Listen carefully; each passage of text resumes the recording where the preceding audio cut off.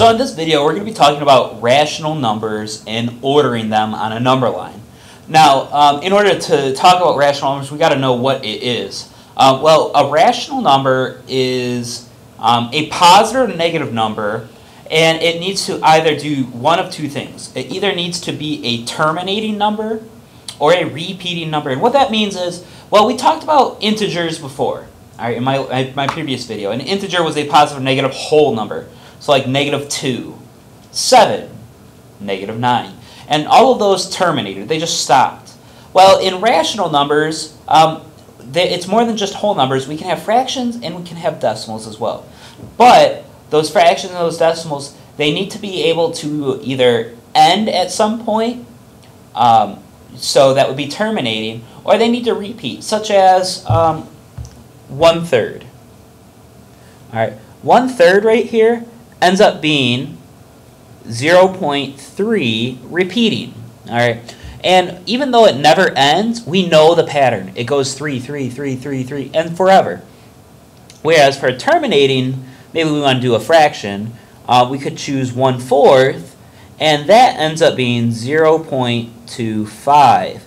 And again, that terminates. That just stops, all right? So those are rational numbers versus something that would be like an irrational number, something not rational, would be like the number pi. All right, the number pi, it never repeats and it never ends. You also see that with certain square roots and other different types of roots as well, and so on. So what we're going to be asked, what the students are going to be asked is take some rational numbers, here's like a group of 4 rational numbers, and put them on a number line. So let's choose 4, and they're not always going to be nice numbers. They could be a little tricky using absolute value and opposites, which is what we're learning right now. So let's go ahead. We'll start off with the absolute value of a -2. All right, we're going to want to use that one.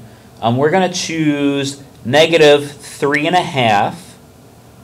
All right, let's go ahead and choose the opposite of a -4, and I'll just go over here and run out of space. Let's go ahead and choose 2.3. There we go. All right. And I'm going to actually label all of these letters too. So we're going to have this one be A, B, C, and D.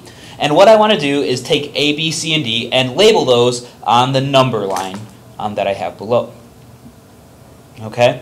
So, letter A here is 2.3. And I need to figure out, where is 2.3 going to fall on the number line? Well, it's at least 2, but it's more than just 2. It's 2.3. All right? So I'm going to go to 2, and I'm going to go a little more than 2, and I'm going to put a dot. All right? I always tell my students they don't have to be exactly precise, but it should be a dot that's closer to 2 than closer to 3. And I'm going to label it A. All right, because that's A. All right, next I have the absolute value of -2.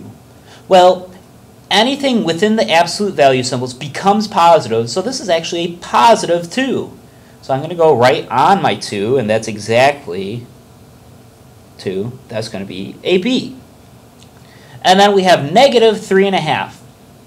So I'm going to go over to -3, but it's a little more than -3 because it's -3.5. So it's going to go in between -3 and -4, right in the middle there. And I'm going to label that one C. And then finally I have the opposite of -4. Well, the opposite of a negative is going to be a positive. So this ends up being a +4. I go over to +4, I put a dot, and that will be